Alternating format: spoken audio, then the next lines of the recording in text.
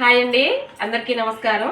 అయితే ఈరోజు నేను సండే కాబట్టి చికెన్ ఫ్రై చేస్తున్నానండి. చాలా రోజులైంది చికెన్ అయితే చేయక, పోయిన సండే కూడా చేయలేదు. ఇప్పుడు చికెన్ ఫ్రై చేద్దామని చెప్పేసి అన్నీ తెప్పించి నైట్ చికెన్ తెచ్చి ఉప్పు నీళ్ళలో నానబెట్టానండి. ఇదిగోండి చూసారా, అంటే చికెన్ ఫ్రై అయితే కొంచెం ఎక్కువ క్వాంటిటీలో తీసుకున్నాను, అంటే పాడవదు కదా, మంచిగా ఫ్రై చేసి ఎర్రగా పక్కకు పెట్టేసుకుంటాను అనమాట. ఓకేనా, ఇది కేజీన్నర చికెన్ అండి. ఓకేనా, దీనికోసం అని చెప్పి నైటే నేను నిమ్మరసం అన్నీ నానబెట్టేసి నైట్ ఉప్పు నీళ్ళలో నానబెట్టి పొద్దున్నే నిమ్మరసం పసుపు వేసి కలిపేసి పక్కగా పెట్టేసుకున్నానండి. దీంట్లోకి కావాల్సినవి చూసారా, మసాలాలు మొత్తం నేను విడివిడిగా వేస్తాను కదండి, ఇప్పుడు అలా వేయను. ఇందులో ఏంటంటే మనం చికెన్ ఫ్రైలోకి మొత్తం అంతా మసాలా ఫ్రై అనేది ఒక్కసారే వేసుకోవాలి. దానికోసం అని చెప్పి ఎండుమిర్చి కారం, నేను పొడి కారం వేయట్లేదండి, ఇది పచ్చికారం, ఎండు కొబ్బరి, లవంగాలు, యాలకులు, షాయిజీరా, జీలకర్ర, సోంపు, చెక్క, మిరియాలు, మెంతులండి, మెంతులు, ధనియాలు, వీటిని అన్నిటిని వేయించి ఒకేసారి నేను పొడి పట్టుకుంటానండి. ఓకేనా, దీంట్లోకి మళ్ళీ మనకు కావాల్సింది ఇదిగోండి అల్లం పేస్టు, ఉల్లిపాయలు కూడా నేను తరిగేసి పక్కకి పెట్టేసుకున్నానండి.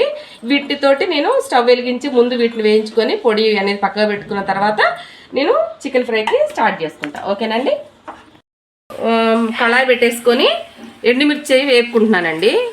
సిమ్లో పెట్టండి, సిమ్లో పెడితేనే ఎండుమిర్చి అనేది మంచిగా ఎగుతాయి, లేదంటే మాడిపోతాయి అనమాట, ఘాటు వచ్చేస్తుంది.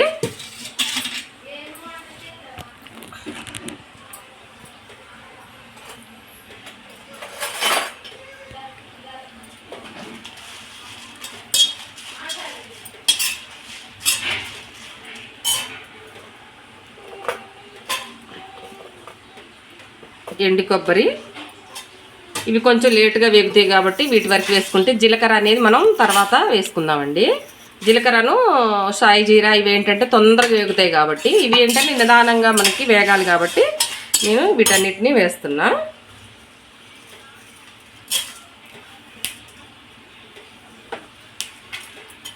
కారం స్పైసీ సరిపోకపోతే మనం మళ్ళీ వేసుకోవచ్చండి, లేదంటే మనకి ఈ స్పైసీ చాలు అనుకుంటే ఇది టమాటా రసం పెట్టుకొని మనం ఈ ఫ్రై తింటే చాలా బాగుంటుందండి. టమాటా రసము పెట్టి జీలకర్ర అవి కూడా వేసేసాను.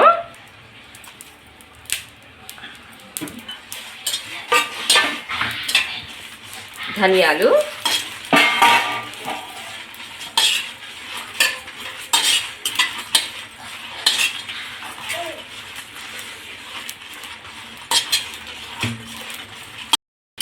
ఇవ్వండి, సిమ్లోనే వేపుకోవాలి మనం, హైలో అనేది అసలు పెట్టొద్దు.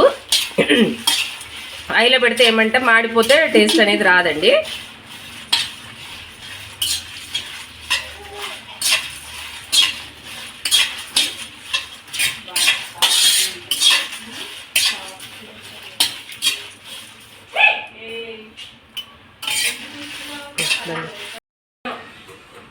ఇదిగోండి, ఇప్పుడు వీటిని ఇందులో వేసేసుకుందాం.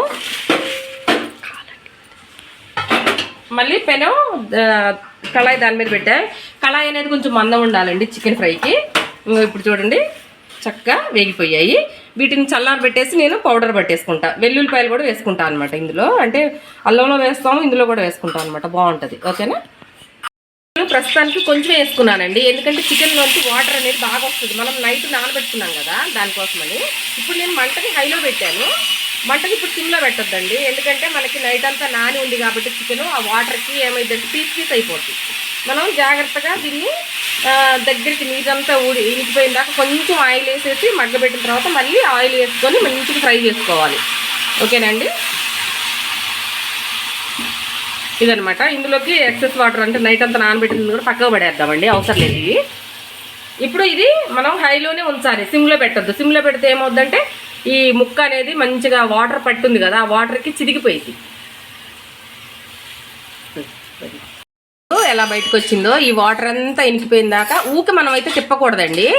ఏంటంటే మనకి వాటర్ అంతా ఇనికిన దాకా కొంచెం ముక్కలు చిరిగిపోతాయి అనమాట. అంటే మంచిగా ముక్కగా ఉండాలి అంటే ఇలాగే నచ్చదగ్గకుండా అలాగే ఉంచాలన్నమాట. ఇగోండి చూసారా, పొడి, కారపొడి అండి ఇది. నేను మొత్తం అన్నీ ఇందాక చూపించాను కదా, మొత్తం కారపొడి ఇలా పట్టేసుకొని ఉంచుకున్నాను అనమాట. ఇది బాగా ఫ్రై అయిన తర్వాత అప్పుడు మనకి ఇది అవసరం. స్మెల్ ఇంకిపోతుంది చూసారా. ఇప్పుడు నేను ఆయిల్ అనేది వేస్తా కొంచెం వాటర్ ఉండగానే, అంటే ఎందుకంటే ముక్క అతుక్కుంది అనుకోండి మళ్ళీ బాగుండదు. ఆయిల్ కొంచెం ఎక్కువనే పడుతుందండి, ఫ్రై కదా ఇది. పొడి ఎక్కువే ఉంది మనకి, ఉల్లిపాయలు ఎక్కువే ఉన్నాయి, అందులో ఒకటి చికెన్ కూడా ఎక్కువే ఉంది కాబట్టి మనకి ఆయిల్ కొంచెం పడుతుంది. ఇప్పుడు ఈ ఆయిల్లో ఇది మంచిగా ఏగాలండి, ఎర్రగా ఏగితే అప్పుడు ముక్కలు అనేవి బాగుంటాయి. ఇగో చూసారా, ఈ నైట్ నానబెట్టడం వల్ల మనకి రబ్బర్గా రాదండి. ఇది చికెన్ ముక్క ఎలా ఉంటుందంటే స్మూత్గా అలా పిండితే అలా రావాలన్నమాట ఫ్రైకి. అప్పుడు మనం తినేటప్పుడు పిల్లలు తిన్నా లేకపోతే ఏదైనా దవడల నొప్పులు వస్తున్నాయి అంటారు నవలలేక కొంతమంది, అలా రాదనమాట. ఓకేనా, ఇప్పుడు దీన్ని నేను వేపుకొని ఎర్రగా వచ్చిన తర్వాత మళ్ళీ మీకు నేను చూపిస్తా. ఇంకో చూసారండి, నేను మొత్తం హైలోనే పెట్టి చేస్తున్నానండి, ఎందుకంటే మనం హైలో పెట్టుకోకుండా మీడియంలో పెడితే చెప్పాను కదా ముక్క చిదిగిపోయిద్ది. ఓకేనా, ఇప్పుడు నేను ఇందులో అల్లం వెల్లిపాయల పేస్ట్ వేసి ఉల్లిపాయలు కూడా వేసేసుకుంటా.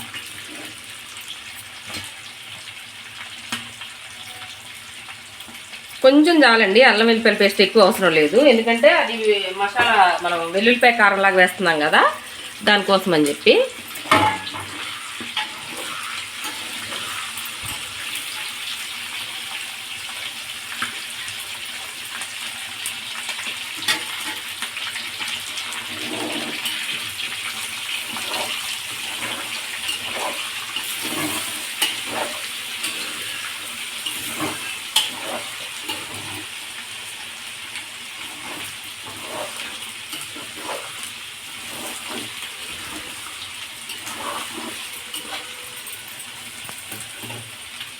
ఇప్పుడు నేను ఇగోండి ఉల్లిపాయలు కూడా వేసేసుకుంటున్నా, సన్నగా తరుక్కున్న ఉల్లిపాయలు. ఇప్పుడు ఈ ఉల్లిపాయల వాటర్ మొత్తం అంతా ఉల్లిపాయలు ఎర్రగా వేగిందాక మనం వేపుకోవాలండి. వేపుకున్న తర్వాత అప్పుడు మనం మసాలా పొడి వేసేసుకుంటే ఫైనల్గా కొంచెం వేసుకొని కొద్దిగా వేగిన తర్వాత లాస్ట్లో ఫైనల్లో కొంచెం వేసుకున్నాం అనుకోండి, కారం ఉప్పు కూడా బాగా పడుతుంది. ఇప్పుడు ఈ కొద్దిగా వేగాలి, వేగిన తర్వాత కానీ అప్పుడు మనం ఇందులో ఇన్ని వేయడానికి కుదురుతుంది అన్నమాట.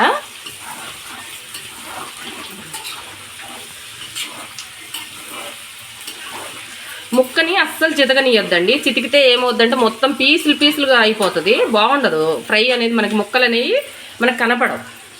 ఓకేనా, చితకకుండా ఇలా ముక్క ఏ ముక్కకి ఆ ముక్క మనకి ఉండేలాగా వేపుకోవాలి. ఇదేంటంటే నైట్ నానబెట్టింది కాబట్టి చితికిపోయే అవకాశం ఉంటుంది, దానికోసమని నేను ఇన్నిసార్లు మీకు చెప్తున్నా. వాడే గంటె కూడా మనం గుంట గరిటెలు అలాంటివి వాడకూడదండి. ఇది అట్లా వస్తూ ఉంటారు కదా, అట్ల కాడ దాంతో తిప్పుకోవాలన్నమాట. ఇలా మనకి ముక్క అనేది ఇది చితికే అవకాశం ఉండదు. ఓకేనా, కళాయి కూడా మందంగా చూసుకోవాలి మనం. కళాయి ఎంత మందంగా ఉంటే ఫ్రైలు అనేవి అంత బాగా వస్తాయి అన్నమాట. ఇది మొత్తం వేగిన తర్వాత మళ్ళీ మీకు నేను చూపిస్తా.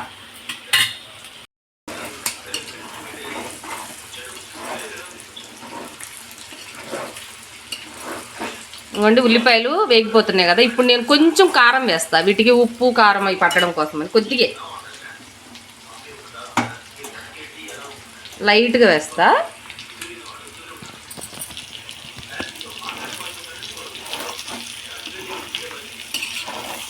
మసాలా ఫ్లేవర్ అనేది దీనికి పట్టడం కోసం అన్నమాట. కొద్దిగా పసుపు కూడా వేస్తా.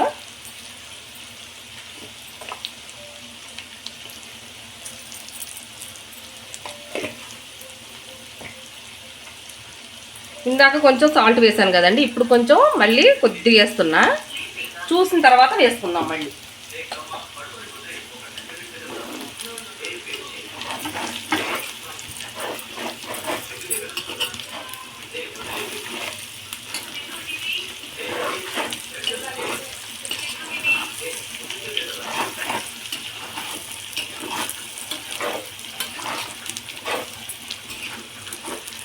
నిదానంగా ఇలా కలుపుకోవాలండి. ఇప్పుడు ఈ ముక్క మీకు ఇలా కట్ చేసి చూపిస్తా చూడండి ఎలా కట్ అవుతుందో. చూసారా, మెత్తగా అలా కట్ అయిపోద్ది అనమాట.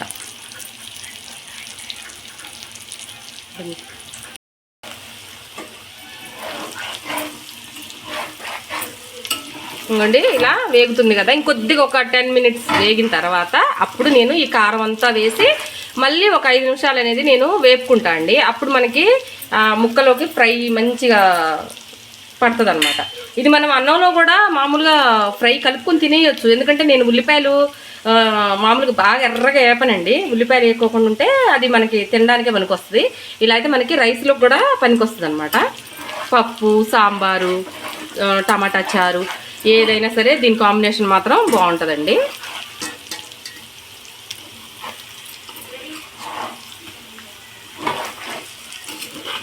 ఉల్లిపాయలు కూడా మాడనివ్వకూడదండి. మాడితే ఏమవుద్దంటే చేదు వస్తుంది అనమాట, కర్రీ అనేది టేస్ట్ పోతుంది. అందుకని ఉల్లిపాయలు కూడా ఎక్కువ మాడాల్సిన అవసరం లేదు. ఇప్పుడు నేను దీన్ని సిమ్లో పెడతాను అనమాట. ఇప్పుడు దాకా నేను హైలోనే పెట్టాను. ఇప్పుడు నేను సిమ్లో పెట్టి ఇప్పుడు నేను ఈ కారాన్ని వేస్తున్నా. కారం చూసుకొని వేసుకోవాలండి. మనం కారం మనకి ఎంత ఎక్కువ పడుతుంది అని అన్నది చూసుకొని వేసుకోవాలి. అంటే ఇందులో అన్నీ ఉన్నాయి కదండి. అమ్మ ఇంత కారం అని అనుకోకండి, ఇందులో అన్నీ ఉన్నాయి కాబట్టి మనకి ధనియాలు, జీలకర్ర, సోంపు మొత్తం అన్ని మసాలాలు ఇందులోనే ఉన్నాయి. ఎండుమిర్చి ఉన్నాయి కదా, దానివల్ల మనకి పొడి అనేది ఎక్కువ కనిపిస్తుంది కానీ అంత ఎక్కువ కారం అయితే ఏమీ ఉండదండి. ఓకేనా?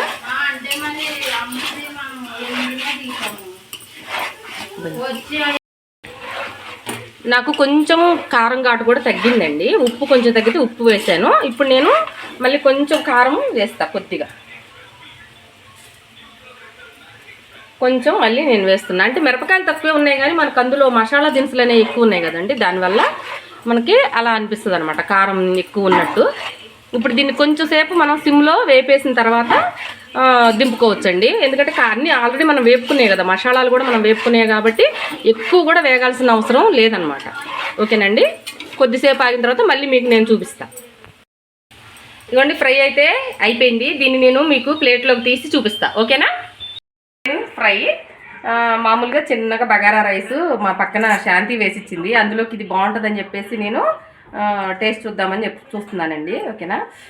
ఇది మామూలుగా మనకి ఆనియన్ పెట్టుకొని ఉట్టిగా కూడా తినేయొచ్చండి. పిల్లలకి గిన్నెలో వేసిస్తే కూడా తినేస్తారు, అంత బాగుంటుంది అనమాట.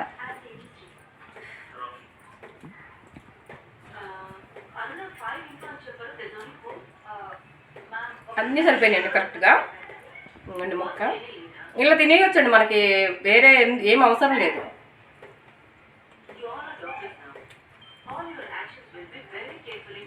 ఇదండి ముక్క కూడా మనకి ఉప్పు, కారం, మసాలా అంతా పట్టి టేస్ట్గా ఉంటుంది, చప్పగా ఎక్కడా ఉండదండి. ఎందుకంటే మనం నైట్ నానబెట్టుకొని ఉప్పు నీళ్ళలో నానబెట్టుకుని ఉంచాం కదా, దీనికి ఆల్రెడీ మనకి సాల్ట్ అనేది పడుతుంది. అందుకే ఉప్పు కూడా చూసి వేసుకోవాలి. తగ్గేటప్పుడు ఎంత తగ్గుద్ది ఏంటన్నది చూసుకుంటూ వేసుకుంటూ వంట అయితే చేసుకోవాలి. ఓకేనండి? ఒకసారి వేసుకుంటే ఉప్పు ఎక్కువైపోతుంది.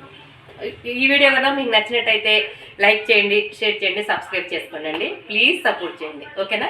Thank you.